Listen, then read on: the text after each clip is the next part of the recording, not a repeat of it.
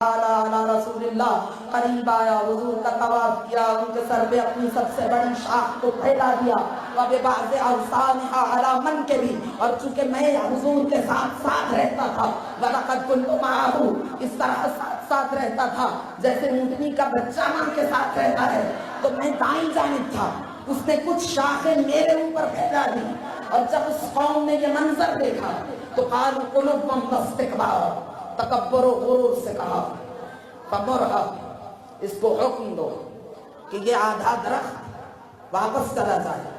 حضور نے حکم دیا، اس کے بعد کہا اب حکم دو وہ آدھا تمہارے پاس آ جائے، اب حکم دو کہ پھر فلیرجع فمرھا النصف فلیرجع الی نصفہ کما کان، پہلی کیفیت میں واپس آ جائے۔ کہتے ہیں فاقبل الیہ کعجب اقبال واشد طبیہ فقادت تلطف برسول اللہ صلی اللہ علیہ وآلہ وسلم، درخت حضور کا طواف کرتا ہوا ان کے عوامر کی انجام دہی کے ساتھ ساتھ جیسے جیسے یہ تقاضا کرتے چلے گئے، حضور فرماتے چلے گئے، وہ بجا لاتا رہا۔ اس کے بعد درخت اپنی جگہ پر چلا گیا، کما کان، پہلے والی صورت اختیار کر لی۔ جب پہلے والی صورت اختیار کی تو فقلت انا، میں نے آواز بلند کی، لا الہ الا اللہ، انا اول مؤمن بک یا رسول اللہ واول من اقر بان الشجرۃ فعلت ما فعلت بامر اللہ تعالی تصدیقا بنبوتک واجلالا لکلمتک۔ یا رسول اللہ، میں یہ اعلان و اعتراف و اقرار کرتا ہوں کہ خدا وحدہ لا شریک ہے، آپ اس کے سچے رسول اور نبی کے مرسل ہیں، اور اس درخت نے جو کچھ کیا فعلت ما فعلت بامر اللہ، وہ امر خدا سے کیا، تصدیقا بنبوتک، آپ کی نبوت کی تصدیق کو پایا سنت تک پہنچانے کے لیے، اجلالا لکلمتک، اور آپ کے حکم کی فرما برداری اور آپ کے تجلیل مقام کے لیے۔ اور اس قوم نے کیا کہا؟ بل ہوگا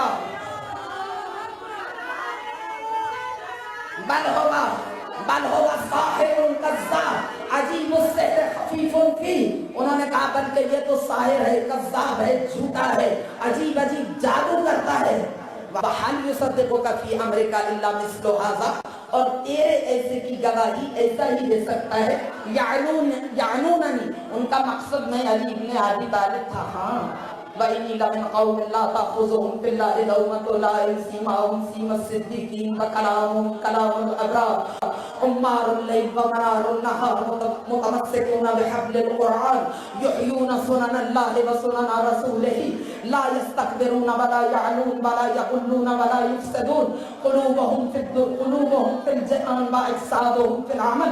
ہاں، مجھے تو یہ فخر ہے کہ میں اس قوم کا امیر ہوں جو کلمہ حق کہنے سے کبھی ہچکچاہٹ محسوس نہیں کرتی۔ سیماہم سیم الصدیقین، جن کی صداقت ان کے چہروں سے پہچانی جاتی ہے۔ عمار اللیل، جو رات کی تاریکیوں میں محراب عبادت پہ طلوع ہوتے ہیں۔ ومنار النہار، اور دن کی روشنیوں میں مخلوقات خدا کی مشکلات کو برطرف کرنے والے ہیں۔ قلوبہم فی الجنان واجسادہم فی العمل، ان کے جسم دنیا میں ہر وقت نیکیوں کو کمانے میں مصروف ہیں، اور دل افق جنت پر اٹکے ہوئے ہیں۔ تو سوال انکاری، سوال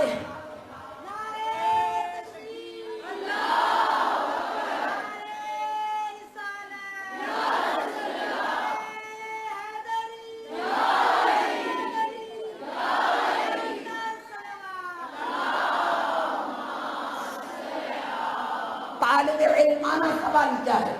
یہ تو سوال انکاری تھا، طالب علمانہ سوال جس کے اندر طلب ارتقاء معرفت موزن ہوتی ہے، وہ سوال جو مقدمہ وصول منزل قرار پاتا ہے، وہ سوال جو مایہ اطمینان قلب قرار پاتا ہے، وہ جو کارساز و کارکشا ہے، وہ جو سرمایہ خلیل ہے۔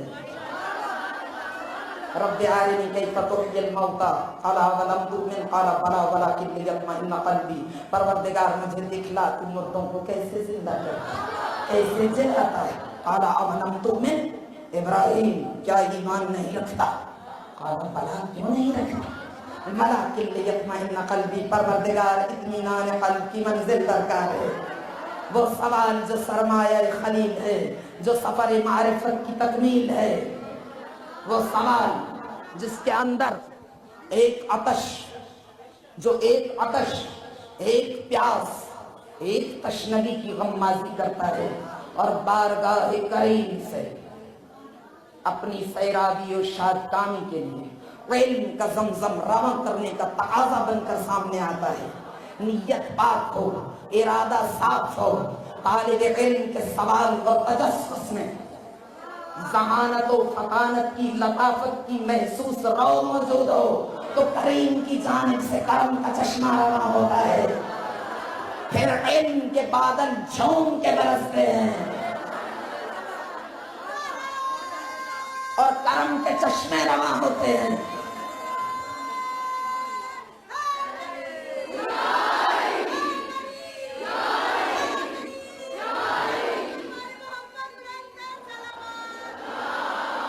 وہ سوال جو جہالت سے نکال کر، ہلاکت سے بچا کر سفر زندگی پر گامزن کرتے ہیں اور شہر علم کے در پر دستک دینے کا موقع فراہم کر موجب بن جائے۔ علم زندگی ہے، جہالت موت ہے، جہل موت ہے۔ اسی لیے صاحبان علم معاشرے کے لیے بمنزلہ حیات ہے، بمنزلہ زندگی ہے۔ یہ محسنین نوع بشر ہیں۔ العلماء ما بقی، العلماء باقون ما بقی الدہر، اعیانہم مفقودہ وامثالہم فی القلوب موجودہ۔ یہ محسنین نوع بشر ہیں، صاحبان علم معاشرے کے لیے بمنزلہ حیات ہے، بمنزلہ زندگی ہے۔ یہ محسنین نوع بشر ہیں، یہ زندہ ہے۔ اعیانہم مفقودہ، لیل و نہار کی گردش جب تک باقی ہے، جب تک روز و شب کی آمد و رفت کا سلسلہ جاری و ساری ہے۔ اعیانہم مفقودہ، اگرچہ ان صاحبان علم کے ابدان و اجزاء ہماری نگاہوں سے اوجھل ہو چکے ہیں، لیکن موت ان کی گرد قدم کو چھو نہیں سکتی۔ یہ زندہ ہیں۔ روح کا بدن سے جدا ہونا حیوانی و مادی زندگی کے اختتام و خاتمہ کی دلیل ہے، جبکہ علماء حیات معنوی سے برابر ہے۔ یہ اپنی علمی کاوشوں کے باعث، اپنے آثار علمی کی وجہ سے ایک آفتاب عالم تاب کی مانند افق زمانہ پر ہمیشہ جگمگاتے ہیں۔ یہ ایسے انوار الہی کے منابع ہیں جن کے وجود آئے مبارک و مسعود سے پھوٹنے والی علم کی شعائیں شاہراہ حیات پر چلنے والی ہر دور کی انسانی نسلوں میں حیات بخش اجالوں کا رزق تقسیم کرتی ہیں۔ اعیانہم مفقودہ، ان کے جسم کو دنیا سے رفتے سفر باندھ لیتے ہیں، لیکن ہدایتوں کی خیرات بڑھتی چلی جاتی ہے۔ انہوں نے لوح تاریخ پر جو درخشاں تابناک گہرے عمیق اور انمٹ نقوش لوح تاریخ پر ثبت کر کے قلوب و اذہان انسانی کے سپرد کر دیے ہیں، طلوع صبح قیامت تک انہیں کوئی مٹا نہیں سکتا۔ سبب حیات فکر و نظر، وضوء علم کے حق میں عذاب فکر و نظر اہل نظر کے لیے، اہل نظر کے لیے ایک کتاب فکر و نظر۔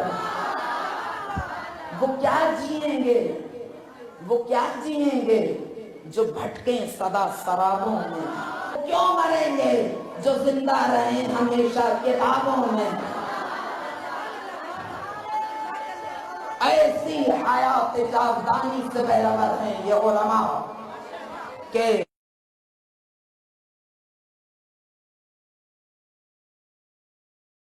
بعد خزاں کے بے رحم تھپیڑے جس کا چراغ بجھا نہیں سکتے، ہمیشہ زندہ ہے۔ لیل و نہار کی گردشیں جس زندگی کی سانسیں اکھاڑ نہیں سکتی، حافظہ تاریخ سے محو ہو کر زینت طاق نسیاں نہیں بنتے بلکہ حافظہ تاریخ کا شعور بن کر دلوں کی دھڑکنوں میں سرآباد ہو جاتے ہیں کہ اعیانہم مفقودہ اگرچہ وجود ظاہری کے اعتبار سے نگاہ معرض نگاہ انسانی میں قرار نہیں پاتے مگر پھر بھی دلوں کی زندگی کا موجب ہے. یہ صرف خود زندہ نہیں ہیں دوسروں کے لیے بھی زندگی کا باعث ہیں. ہے علم عطر ہے علم عطر معطر گلاب ہیں علماء. ہے علم عطر معطر گلاب ہیں علماء. ہے علم بارش رحمت صحاب ہیں علماء. رہیں جہاں میں تو عالی جناب ہیں علماء. اٹھیں جہاں سے تو جنت معاد ہیں علماء. ہمیں نجات کا رستہ وہی دکھاتے ہیں انہی کے نقش قدم پا بخود جاتے ہیں انہی کے نقش. ہم یہاں پر علماء حق کی بات کر رہے ہیں علماء سو کی بات نہیں کر رہے ہیں اس لیے کہ معصوم نے حدیث میں ارشاد فرما دیا العلم ودیعۃ اللہ فی ارضہ والعلماء امناؤہ علیہ فمن عمل بعلمہ ادى امانتہ ومن لم يعمل بعلمہ کتب فی دیوان اللہ من الخائنین. علم ایک امانت الہیہ ہے والعلماء امناؤہ علیہ اور یہ علم کے امین ہے علماء. خالق کائنات نے ان کو امین قرار دیا. جو اپنے علم پر عمل کرے گا وہ عالم با عمل علماء حق میں شامل ہے اور جو اپنے علم پر عمل نہیں کرے گا کتب فی دیوان اللہ من الخائنین اسے خائنین میں کتاب الہی اسے خائنین میں شامل کر دیا گیا ان میں شمار کر دیا گیا. علماء حق وہ ہیں جن کے لیے قرآن کہتا ہے انما یخشی اللہ من عبادہ العلماء. خوف و خشیت الہی سے جن کے دل لبریز رہتے ہیں عظمت الہی جن کے دل کی وادیوں میں راسخ ہو جاتی ہے جاگزیں ہو جاتی ہے وہ علماء کہ جب ہماری زبان شاہراہ کلام معصوم بن کر زیارت شریفہ جامعہ کبیرہ کے کلمات گوہر بات سے خود کو معطر کرتی ہے تو ہم ان علماء کے مقام و منزلت کو سمجھنے میں ہمارے لیے بہت مؤثر ہوتا ہے یہ مرحلہ کہ جہاں پر معصومین فرماتے ہیں الاللہ تدعون وعلیہ تدلون وبہ تؤمنون ولہ تسلمون وبعمرہ تعملون والى سبیلہ ترشدون وبقولہ تحکمون. یہ علماء ائمہ اطہار علیہم السلام کے صفات کمال کے دنیا میں مظہر ہیں. انما العلماء ورثۃ الانبیاء. عالم وہ ہوگا جس کے اعمال و کردار و رفتار و گفتار و راہ و روش و نشست و برخاست اس کے رہن سہن اس کے طرز زندگی اس کے آداب زیست سے الی سبیلہ ترشدون اس کے چہرے کی زیارت سے لوگوں کو سبیل رشد و ہدایت کا پتہ چل جائے. عالم وہ ہوگا جو خدائے وحدہ لا شریک کے وجود کی آشکار واضح نمایاں اور تابناک دلیل بن کے علیہ تدلون وإلی اللہ تدعون دلیل بن کے سراپا دعوت اللہ بن جائے دعوت الخیر بن جائے وَلَهُ تُسَلِّمُونَ تسلیم و سپردگی کی اس اعلیٰ و ارفع منزل پر سرفراز ہو جائے اس رفعت پر پہنچ جائے کہ اس کو دیکھ کے اس کے چہرے کی زیارت سے خدا یاد آ جائے. بقولہ تحکمون اس کا ہر فیصلہ اوامر الہی اور رضائے حق سے ہم آہنگی کے ساتھ انجام پائے. ہر فیصلہ رضائے الہی اور اوامر الہی سے ہم آہنگ ہو وہ عالم ہے. تو ہم یہاں کے علماء حق کی بات کر رہے ہیں. علم زندگی ہے یہ زندہ ہے اس لیے کہ ان کے آثار علمی زندہ ہے. تسلیم کے مرحلے میں پہلا حکم اقرا پہلا حکم اقرا تحصیل علم کا حکم پڑھو علم حاصل کرو. اگر عمل نہیں کرو گے حیوانوں کی طرح زندگی گزارو گے تو پہلے حکم سے سرتابی کے نتیجے میں پہلا سوال سورہ مبارکہ النساء ان الذين توفاهم الملائكة ظالمي انفسهم قالوا فيما كنتم قالوا كنا مستضعفين في الارض قالوا الم تكن ارض الله واسعة فتهاجروا فيها فاولئك مأواهم جہنم وساءت مصيرا. پہلا سوال مرنے کے بعد نہیں، قیامت میں نہیں. ان الذين توفاهم الملائكة، ملک الموت روح قبض کرنے کے لیے آئے. وہ سوال کرتا ہے تم نے علم حاصل کیوں نہیں کیا؟ قالوا كنا مستضعفين في الارض، ہمیں مستضعف بنا دیا گیا.